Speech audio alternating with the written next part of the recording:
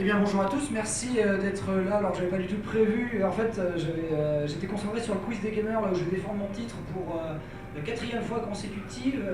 Et en fait, du coup, les gens sont venus me voir attention au quiz des gamers hier, attention au quiz des gamers et tout. Et du coup, j'ai totalement oublié que j'avais cette conférence. Et donc, me voilà pour, il me semble, répondre aux questions.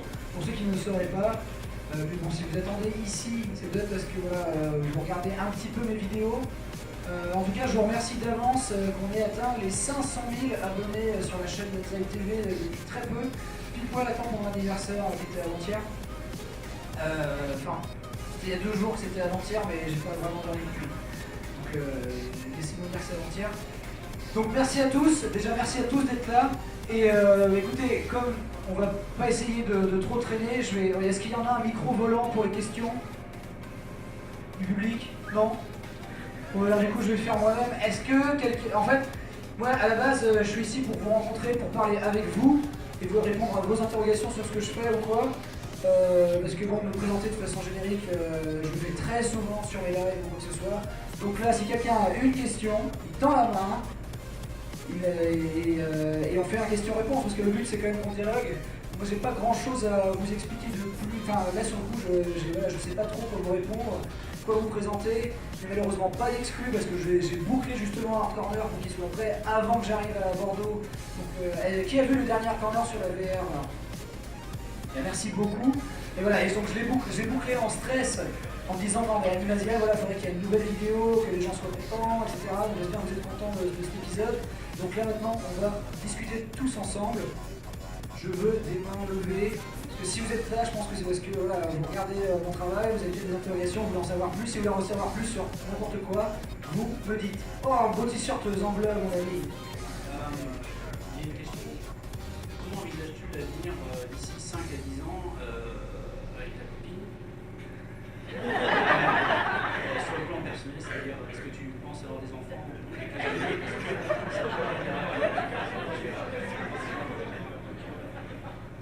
Donc, c'est une question très marrante, oui, parce qu'en fait, moi voilà, genre sur l'avenir, tu vois, genre j'ai plein d'options professionnellement, le cinéma, aller chez Manuel Ferrara et devenir la nouvelle égérie de ses productions cinématographiques.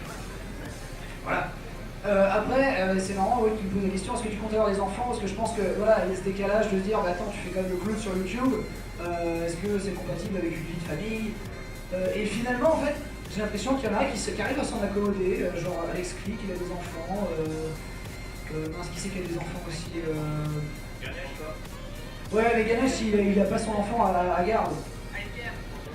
Fanta, oui, Fanta, il a un bébé, le Ingrid de Gagner, il a un bébé, vous avez dit qui? Et Pierre, il a des enfants? Oui, ouais, Sérieux? Non, mais c'est tout récent. C'est tout récent, tant que tu peux le foutre voilà, dans le congélo, le temps qu'il se calme, pour moi, c'est pas un truc qui est rien occupé, quoi. Du coup, est-ce que c'est compatible avec, en fait? Oui et non, mais je pense que bon, tu vois, là, du coup, tu me parles d'enfant, ça me donne le vertige, mais en fait, les gens, en fait, font avec, des tas de gens font avec des boulots 1000 fois plus durs que ce que je fais, c'est juste que je dormirai moins et je regarderai moins Fortune avant de me coucher, quoi. Mais en tout cas, si je reste sur ce rythme de sommeil, ça m'entraîne à avoir un bébé et des terreurs nocturnes parce que là, je ne dors pas beaucoup quand je suis à Bordeaux. Mais voilà, non mais je pense que c'est pas incompatible, c'est juste que là, oui, par contre, là sur le coup, ça me donnerait le vertige un petit peu. Une autre question. Oui, monsieur, là-bas. T'as quand même une connaissance hyper encyclopédique des jeux vidéo, ça vient d'où en fait? Parce que c'est pas juste le fait que t'aies joué fort toute ta vie. Alors, bonne remarque, parce que oui, là j'ai quand même 4 ans de quiz des gamers invaincus face à des gros darons du game, hein, les Florent Gorge, les Kevin Feuillois, Dr Lacave, tout ça. Donc des mecs qui eux ont vraiment dosé tous les jeux de la Terre, et pourtant, voilà, je suis là, toujours solide comme un roc. Et en fait, c'est une raison toute simple, c'est que petit, en fait, j'avais pas tout le temps le droit de jouer. Par contre, j'avais tout le temps le droit de lire, et mon grand-père nous avait abonnés depuis tout temps au magazine de jeux vidéo qui existait. Donc, l'un des plus vieux en France, c'est Tilt. Tilt, hein, ça date de 80, enfin début des années 80, même voire fin 70, c'est vraiment très très vieux. C'est un magazine de micro-informatique qui est dérivé sur les jeux vidéo, etc. Et donc, en fait, moi je feuilletais beaucoup de vieux magazines, même qui étaient beaucoup plus vieux que moi, etc. Et en fait, je me disais, tiens, parce que comme j'avais quand même l'Atari ST Amiga du papy quand j'étais en vacances là-bas, et ben je me disais, tiens, mais qu'est-ce qu'il fait? Et il y avait des montagnes de jeux copiés, voilà, le piratage c'est pas nouveau. Et tout le monde avait des montagnes de jeux copiés, des sacs poubelles entiers de disquettes, et il n'y avait que les titres dessus. Alors que sur les magazines, tu pouvais dire, ah putain, il est stylé ce jeu, est-ce que papy est là et tout, et du coup tu regardais dans la liste. Et donc en fait, à force de lire des tests, quand j'étais. En fait, j'allais aussi beaucoup aux toilettes, donc je lisais beaucoup aux toilettes. Donc à force tous les jours de lire 5 ou 6 magazines de jeux vidéo, que je finissais par connaître par cœur, les tests de jeux Super Nintendo, les notes, etc. Maintenant je fais beaucoup de notes, genre je peux dire que la jouabilité de Tomb Raider a eu 75% dans Player One quand c'est sorti, ça ne sert à rien. Mais ça je le sais. Par contre voilà, tu me demandes l'anniversaire de ma copine. Non je rigole. Mais voilà, ouais, en fait c'est beaucoup de vieux magazines qui traînent et en fait je les ai encore, ils prennent une place monstrueuse mais je ne peux pas m'en séparer parce que c'est vraiment des bouts d'histoire et c'est une vraie archive quoi. Voilà. Une autre question. Oui, mademoiselle, là-bas. Tout là-bas. Est-ce que je vais rejouer à Etoful Boyfriend? Donc si vous ne connaissez pas ce jeu, c'est un jeu où on gratte des pigeons. On est quand même une étudiante humaine, mais dans une école de pigeons, et les pigeons ont évolué à cause du vaccin H1N1 qu'en fait ils ont fait muter en lettres supérieures. Et il y a en fait, alors je ne vais pas y rejouer pour redraguer un autre pigeon et essayer voilà, de sortir avec le pigeon infirmier Papa Ricard là. Mais il existe un add-on qui s'appelle Holiday Star où en fait c'est comme un épisode spécial Noël de sitcom, donc sur le thème de Noël avec les mêmes pigeons. Et ça par contre oui, c'est promis, on jouera à Etoful Boyfriend, Holiday Star pour draguer des pigeons en période de Noël, en oubliant tout le truc de conspiration, comme quoi en fait on avait greffé le foie d'un enfant qui était immunisé voilà, à la grippe aviaire, et que du coup les hommes veulent nous tuer parce qu'en fait voilà, sinon ce serait la paix, et du coup c'est des terroristes. Enfin, c'est très bien ce jeu, vraiment. Il vaut 5 balles, Etoful Boyfriend, c'est vraiment une tuerie. Une autre question. Ouais, monsieur tout là-bas.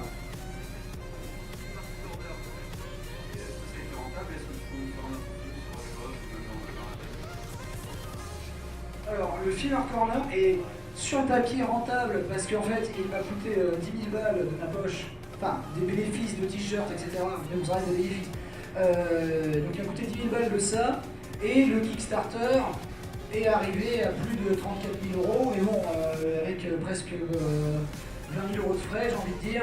Du coup, en fait, j'aurais fait un bénéfice net, un retour sur investissement de 4 000 balles, mais pour 1 an quasiment à bosser tous les jours un petit peu sur ce film, etc. Je compte pas les heures de montage, je me suis pas payé sur la production contrairement aux acteurs, etc. Donc c'est rentable si tu aimes être esclave de toi-même en fait. Si tu aimes voilà, dire genre hey, ça te dirait de pas être payé ou de gagner 4 000 balles pendant mais tu travailles genre 3 000 heures sur ton film. Donc, si t'es con, tu dis oui. Et donc, mais là, plus ça va, plus j'ai de nouveau la patate pour me re-esclavagiser sur un projet dément quoi. Mais techniquement, oui, c'est possible, mais c'était intéressant de se dire, oui, c'est possible avec une communauté quand même réduite. Quand j'ai lancé le projet des filles, on était 100 000 abonnés. C'est possible avec une communauté quand même réduite de faire un projet de long sur Internet qui ne soit pas non plus un gouffre à la faillite, quoi. Et ça, c'est intéressant. Question. Une autre question? Oui, monsieur, je lave là-bas lunettes. Est-ce que tu comptes revenir en France? Ah, je vous manque, c'est ça. T'as un beau t-shirt sans bleu en tout cas. Alors oui, c'est prévu. Non, je ne sais pas quand. Mais je pense pas finir ma vie en Finlande, etc. J'ai quand même un rythme de vie qui est assez confortable là-bas. Du fait que j'ai la 4G, je peux streamer. Donc en fait, j'ai presque jamais été aussi proche des gens. Parce que voilà, le stream, c'est un échange perpétuel. Parce que en fait, on m'invite beaucoup. Parce que j'ai grandi en abonné, on m'invite beaucoup aux conventions et je viens beaucoup. Ça coûte pas beaucoup plus cher en fait les 300 balles d'avion à Helsinki-Paris ou de TGV, parce que le TGV est trop cher. En fait, le TGV est tellement cher que les gens font bah, on paye l'avion, c'est pas grave, ça ne fait pas de différence. Donc c'est plus épuisant de venir, mais c'est pas plus cher pour les conventions, donc je viens quand même. Donc il n'y a pas de problème. Là par exemple, j'enchaîne Bordeaux et Beau Anime Game Show. c'est Bordeaux qui me paye l'aller et c'est Pau qui me paye le retour. Donc il n'y a aucun lézard, je ne coûte pas plus cher qu'un autre invité. Donc en fait, j'ai jamais été plus proche et présent auprès des fans, enfin du public du moins, que depuis que je suis en Finlande. Vraiment. Une autre question. Oui, monsieur, vas-y, crie. Ah, est-ce que j'ai continué Dark Souls 3? Alors en fait, j'ai un nouvel ordinateur depuis peu, et Dark Souls 3 ne fait pas les sauvegardes dans le cloud de Steam. Du coup, quand tu réinstalles un jeu, genre Doom, là j'ai retrouvé ma sauvegarde sans problème, Dark Souls 3, il faut penser à dumper sa sauvegarde sur une clé USB ou un truc comme ça, et là, il faut que je retélécharge les 40 Go du jeu, et que j'installe la sauvegarde sans me gourer, parce que si je la corromps, c'est terminé, il n'y a plus de Maninova, c'est horrible. Ça nous était déjà arrivé après un crash de disque dur, et c'est un mec qui a reroll et qui a fait tout mon trajet que j'avais fait pour essayer de me donner le personnage à peu près tel quel. Donc on a eu beaucoup de chance qu'un mec ait envie de passer une nuit blanche à refaire Maninova telle qu'on la connaissait, quoi. Et nous la rendre. Donc j'ai pas envie que ça se repasse comme ça. Promis, là dès mon retour de Finlande, je mets tout en œuvre pour faire une belle soirée Maninova, retour sur Dark Souls 3, on essaie de finir le jeu, etc. Voilà. Et j'aimerais aussi faire un live spécial 24 heures non-stop. Une autre question. Allez, oui, crie. Depuis combien de temps tu connais le Sad Panda et comment tu l'as rencontré? Alors, le Sad Panda, donc, qui est le guest du dernier Hard Corner sur la VR, c'est quelqu'un en fait qui déjà, ça va faire 8 ans que je le connais, quand j'ai commencé les vidéos pour essayer de me faire remarquer sur des sites américains, notamment TG, WTG, Daga ou de Glacis, là où il y avait le Nostalgie Critique. En fait, lui, il regardait ça, parce que voilà, il était peut-être au chômage, je sais pas, ou alors, du moins il était très anglo-saxon dans ses goûts, etc. Du coup, il regardait les vidéos sur Daga de Glacis, il a vu qu'un Français était dessus, il m'a contacté, il m'a fait putain, t'as de la chance, c'est génial ce que tu fais et tout quoi, écoute, je vois que ton générique c'est de la merde. Oui, c'est vrai. Et du coup, il fait, bah écoute, moi je fais de la zik, si tu veux, je te fais un générique et tout, je fais, bah écoute, on va voir, tu vois, ça peut. Moi, de toute façon, j'étais pas une star, hein, j'avais 3000 vues sur le truc, j'ai fait, ouais, vas-y, lance-toi. Et en fait, on a fait un ping-pong, il a commencé à faire un générique pour moi, il a fait un générique pour d'autres gens, comme Felous, etc., sur le site. Puis à force en fait de traîner sur Skype, etc., on se rend compte qu'il était marrant, et puis lui, genre, il s'est trouvé des potes, et du coup, en fait, ça lui a donné des idées de vidéos à force d'en regarder, du coup, il a commencé à produire ses trucs, puis le site a dit, bah, tiens, c'est cool, vas-y, on les publie sur le site. Et du coup, il est carrément allé aux États-Unis pour le 4e anniversaire du film. C'est une année en fait où moi j'y suis pas allé, et du coup, c'est Panda qui est venu de la France pour être dans le film.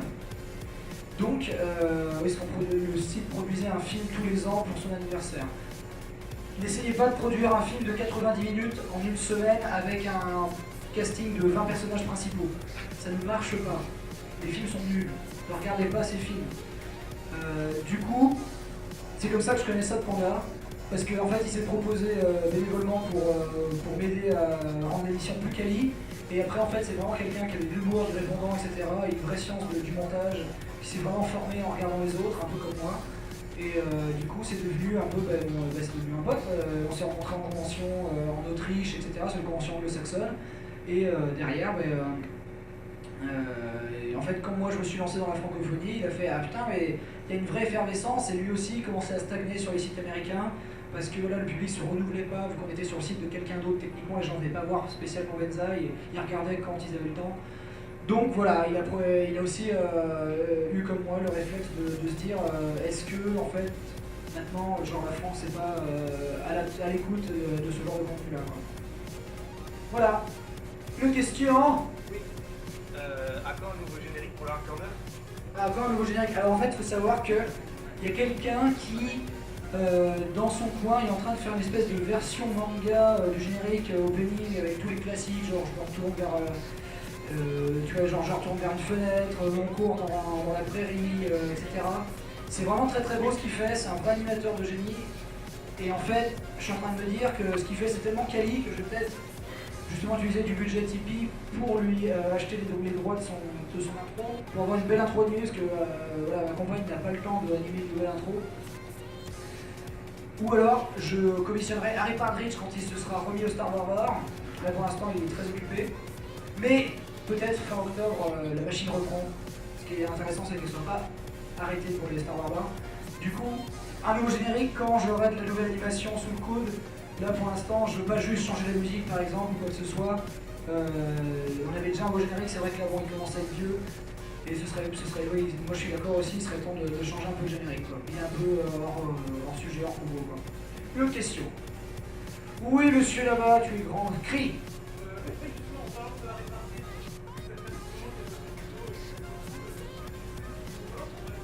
Alors, Harry Partridge est en train de finir une commande pour Payday, une commande pour Cartoon Network, une commande pour Nickelodeon. Parce qu'en fait, c'est quelqu'un qui a énormément de talent et qui a jamais eu qui a toujours eu peur de dire, écoutez, en fait, pour que je puisse bosser tout seul dans mon coin, j'ai besoin de votre soutien, j'ai besoin d'un truc. On s'arrange sur Patreon ou sur Tipeee, etc. Et du coup, il a toujours essayé de faire avec son propre budget. Sauf qu'en fait, il avait pendant un temps des sponsors qui le payaient très bien, et depuis, c'est plus le cas. Donc en fait, il s'est retrouvé un peu dans la misère, et il a accepté des boulots de commande en se disant ben oui, là, j'ai pas le choix, donc pour survivre, je vais accepter de faire un cartoon pour une chaîne de télé ou quoi, ou un jeu vidéo. Et à côté, je pourrais bosser sur mon truc. Sauf qu'en fait, il est tellement perfectionniste, parce qu'il anime. C'est le seul mec que je connais qui anime en 24 images secondes. Il y a des tas de films qui sont qu'en 12 images secondes. Lui, il redessine vraiment 24 fois le perso, les yeux, tout le bordel. C'est un malade. Donc là, il a à la fois, il est en train de finaliser ses commandes pour donc du coup être safe niveau argent, et il a un nouveau workflow qui va 3 fois plus vite que l'ancien. Fin octobre, normalement, la machine reprend vraiment rapidement. Et merci de votre patience par rapport à Star Wars Bar, il est très touché à chaque fois. Une question. Ouais.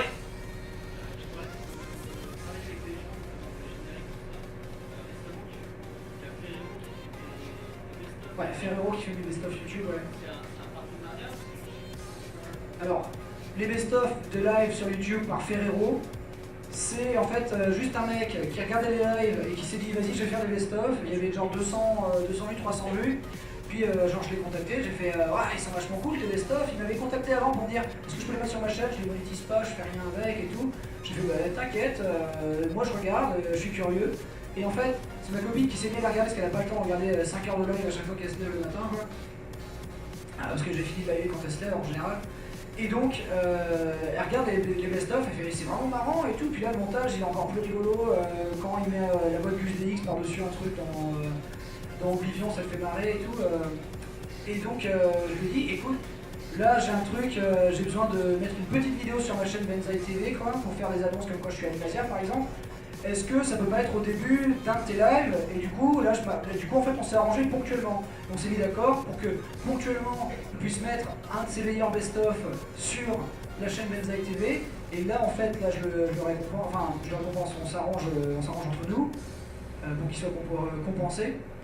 Mais ces lives, en fait, je veux que ça reste en fait son kiff personnel, qu'il soit toujours motivé pour le faire et inspiré par le live qu'il veut. Il fait des lives best-of de Tomb Raider, alors j'ai jamais fait des lives plus chiants que ça, mais il est plus inspiré par ça que par Phantasmagoria. Je veux pas qu'il se force à aller faire des lives de Phantasmagoria si en fait il a trouvé que le live était suffisamment bien comme ça, tu vois. Donc en fait on trouve cette espèce de synergie avec genre continue de faire ce que tu veux, et quand j'en ai besoin, là on s'arrange et il n'y a pas de. Voilà. Mais c'était pas prévu à la base. Non, c'est bon, j'ai pas soif, merci. Une autre question. Oui, monsieur. Oui, que tu finis tes lives vers 5h, 6h du matin, en France, et que Oli se lève juste après. Je suppose que toi tu vas dormir. Donc résultat, est-ce que vous arrivez malgré tout à avoir du temps pour vous, faire des choses, des balades, des visites, voilà. Est-ce que tu as une copine? Non, c'est ce que je veux dire, genre, est-ce que tu fais une promenade tous les jours avec ta nana style, bah allez, là, vas-y, on se promène, quoi. Bah, alors moi j'ai pas beaucoup de travail en fait, je fais semblant, je me plains surtout que j'en ai trop, mais en fait je me plains quand je travaille. Je sais plus quand, genre j'ai fait un live, genre on avait fait plusieurs lives, ça faisait 18 heures de montage en live. J'ai fait genre, oh mais regardez, bordel, voilà, si ça fait 500 000 vues, ça fait, voilà, on va dire 500 €, bon, je divise ça par le nombre de 18 heures, je suis sûr, salaire horaire, c'est de la merde. Et en fait, c'était un truc de ouf, quoi. Je fais, bon, non, je vais me faire enlever la gueule. Et Panda, en plus, lui, qui fait de la manutention et tout, qui fait vraiment un travail dur, et éreintant physiquement, genre quand j'ai le malheur de me plaindre, oh mais tu vois, j'ai bossé 20 heures sur cette vidéo, elle rapporte que temps et tout quoi. Je fais, ferme ta gueule, vraiment, ferme ta gueule. Donc en fait, je me plains, c'est tout, parce que je suis un râleur né. Mais après, en fait, c'est marrant que les gens se posent la question, genre, mais du coup, ça va notre couple parce que t'es levé la nuit, alors. Mais elle dort. Et en fait, le truc, c'est que si vous voulez savoir, quand elle se lève, du coup, moi je suis pas couché, donc je lui fais un café, voilà, et on papote, et après, genre, je vais me coucher quand elle part au boulot. Et parce que moi, la journée, en fait, si la maison est vide, ça m'aliène en fait, et j'ai pas envie de me balader tout seul en ville, etc. C'est bon, je le connais, quoi. Je connais le coin, donc en fait, moi ça me va très bien. En fait, je la vois tout le temps qu'elle est à la maison, je suis là. Et quand elle dort, j'ai pas besoin d'être derrière elle à la regarder si je suis pas en train de dormir, tu vois. Donc ça se passe, en fait, ne vous inquiétez pas trop de la vie privée des gens, parce que vraiment, en fait, oui, c'est... En fait, si je me couchais avant, en fait, peut-être que du coup, je resterais endormi pendant qu'elle se lève à aller au boulot, et du coup, je la verrais même pas quand elle se lève. Alors que là, je la vois quand elle se lève, quand elle se couche, voilà. Ne vous inquiétez pas. Oui, une autre question. Là-bas, vas-y, crie. Ah, une vidéo avec Jesse Volt, j'imagine, tu parles de Jesse Volt. Alors, en ce moment, je suis en très bon contact avec Manuel Ferrara. Il est très probable, je vais quand même leur demander, mais il est très probable que j'aille faire chez lui. En fait, il a une série humoristique sur les dessous du porno, qui s'appelle Porn Soup, qui est sur YouTube, hein, c'est pas un truc dégueulasse ou quoi. Et en fait, il m'a dit, vas-y, viens faire un sketch Porn Soup, si tu passes à LA, c'est génial, tu peux rester chez moi. Et puis moi, je me dis, ce serait génial de faire un hard corner à Hollywood, quoi, tu vois, genre filmer Venice Beach et tout, je sais pas ce qui pourrait se passer, mais on trouverait une connerie à faire, tu vois. Et Manu, c'est un mec qui est vraiment marrant. Du coup, ça c'est très probable. Enfin, du moins, c'est de l'ordre de la. Voilà, il suffit que je me dise, allez, j'ai le budget et puis je voyage, et puis plutôt que de faire venir un guest, je vais à Los Angeles. C'est pas si cher. Surtout si je paye pas l'hébergement là-bas. Jessie Volt, là, elle est revenue pas mal active sur Twitter. Elle était, je sais pas, elle était un peu absente cet été. Du coup, je vais reprendre contact avec elle. Je pense qu'elle serait très hype. Après, le truc, c'est que par exemple, tu vois, Manu. Il est vraiment devenu legit dans le gaming parce qu'il s'est mis sur Twitch et maintenant il a déjà 20 000 abonnés sur Twitch après 3 semaines de Twitch. Il s'est vraiment mis à Overwatch, à tout ça, donc maintenant il est dans le gaming quoi, vraiment, c'est vraiment son truc. Du coup, en fait, il était prévu de faire un hard corner éventuellement avec Jessie Volt quand elle aurait lancé sa chaîne YouTube qu'elle préparait en sous-main, etc. Que finalement, bon, elle a gardé pour des raisons professionnelles, je pense que voilà, elle attend un bon timing. Mais quand elle sera legit sur YouTube, là ça me paraîtra cohérent vis-à-vis des gens sur Tipeee, etc. de faire un hard corner avec elle. Plutôt que juste, elle a fait du porno, vous la connaissez forcément. Alors que oui, vous la connaissez forcément, et Manu Ferrara aussi, même si le nom vous dit rien, en fait vous l'avez vu. Vous l'avez vu parce qu'en 20 ans de porno et 4000 scènes, vous êtes tombé dessus. Voilà. Vous en regardez quoi, 10 par jour, donc depuis 10 ans, et voilà. Une autre question.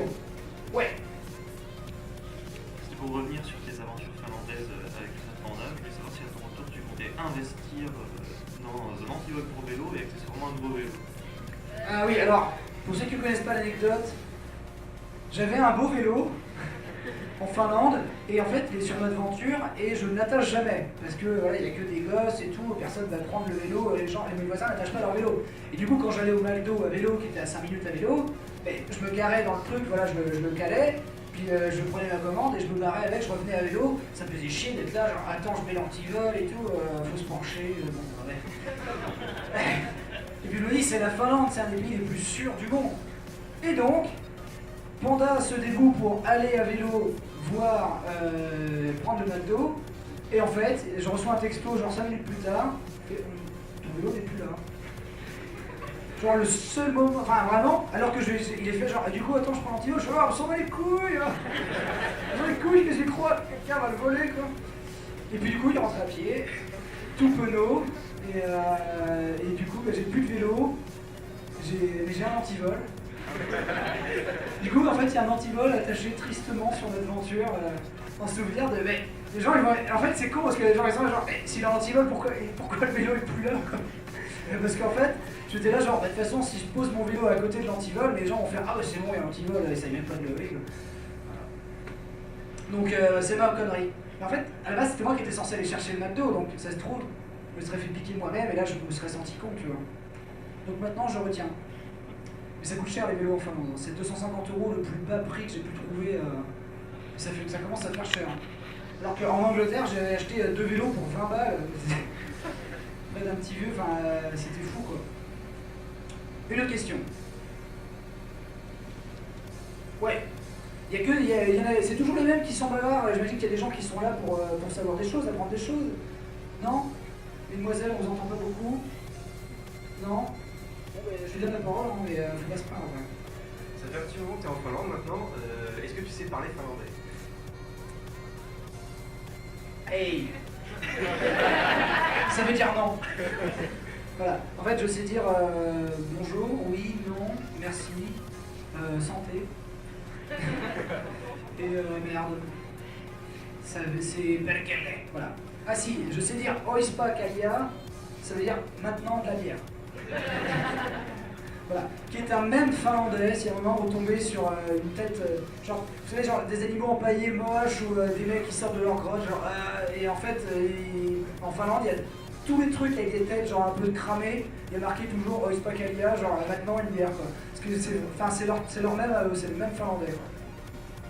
Mais non, du coup, je ne parle pas finlandais du tout. Mais en fait, dès que je suis autour de finlandais, ils se mettent à parler anglais, quoi. Même si je fais l'effort de dire bonjour en finlandais, que je dis kitos, etc. Dès qu'ils me voient un peu hésiter sur le prix qu'ils ont dit, ils me redisent en anglais instantanément. Une question? Oui. Encore le même jeune homme, hein, ça manque de questions de la part de... voilà, vous êtes nombreux quand même. Quel est le pire live que tu aies jamais fait? Le pire jeu en live ou le pire live tout court? Parce qu'il y a des lives, en fait, on a passé 1 heure à setuper le truc et ça faisait que planter et j'en pouvais plus de la vie. Et si, par exemple, dans mes premiers lives, je me prenais des attaques DDoS alors que je venais enfin de choper une connexion en Finlande, j'étais hype pour streamer, j'en avais marre, il faisait froid. Et en plus de là, genre ma connexion se faisait niquer tous les jours. Et dès que je streamais, le mec il passait sur le stream en disant le stream va péter, attention 5, 3, 2, 1, et j'avais plus de connexion, je vais reboot la box, etc. Le mec après sur Twitter il me tauntait, etc. Puis après il a fini par dire ouais, je vais arrêter d'emmerder Benzaï, en fait ces gens sont cool.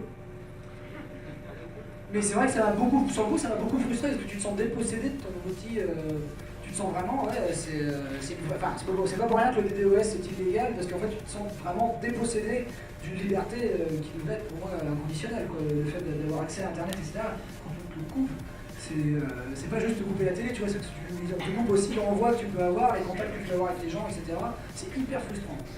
Vraiment te dire qu'il y a un mec qui a un switch, tu sais pas s'il va être là ou s'il va pas être là, etc.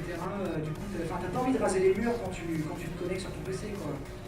Donc, ça c'était le pire live de ma vie. Maintenant, le pire jeu en live, je pense que c'est Heavy Rain. Quelle grosse merde! Nom d'un chien. C'est une espèce de... Enfin, si c'était un film, ce serait le pire film de la Terre. Ce n'est pas vraiment un jeu. Du coup, est-ce qu'on dit que c'est bien parce que c'est juste un faux jeu qui fait semblant d'être un mauvais film et très bien? Non. C'est...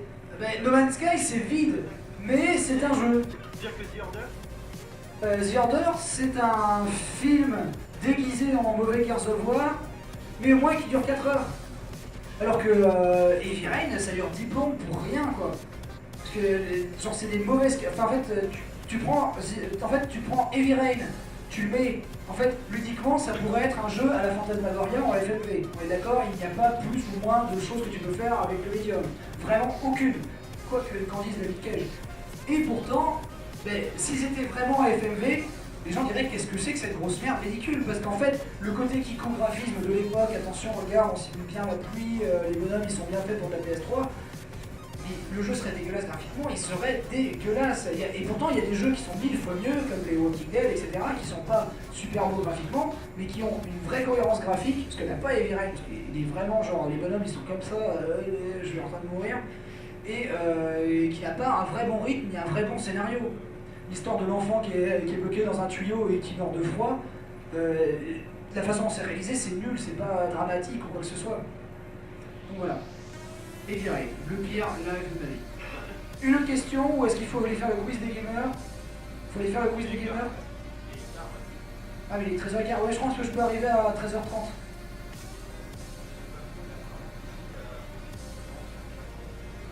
Maintenant là? Bon on est en retard. Une dernière question, s'il vous plaît, la dernière question, de toute façon vous êtes trop timide. Oui, toi t'as pas entendu.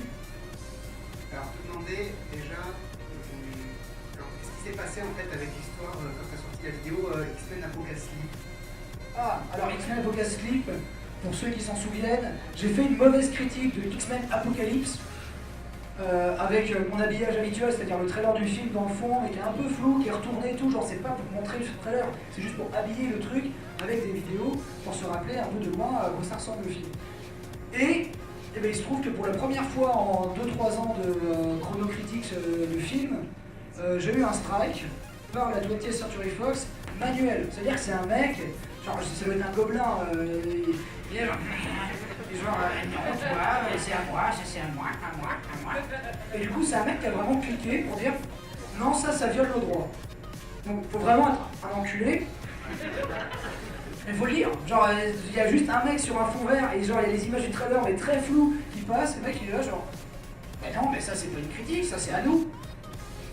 D'où, tu vois? Parce qu'après, en fait, c'est pas que. C'est le mec qui dit genre, non, mais je te censure. C'est, ah, mais non, mais lui, je veux qu'il me fasse gagner de l'argent.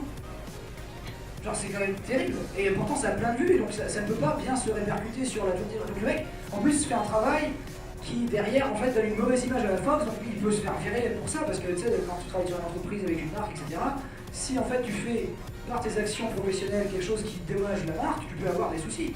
Et du coup, même les gars de la Fox se sont excusés sur Twitter, ils ont fait « Oh, on regarde ça, c'est pas normal, oui, oui ». Et du coup, moi, en fait, plutôt que d'être là genre « Ah, batailler, etc. », en fait, j'ai coupé, la vidéo avait déjà fait 150 000 vues, donc monétisée, etc. Donc en fait, je l'ai mise en privé, on ne peut plus y accéder. Elle est toujours claimée par 20th Century Fox. Mais j'ai refait la même vidéo, sauf qu'en fait, j'ai pris mon projet de montage et j'ai désactivé le fond vert.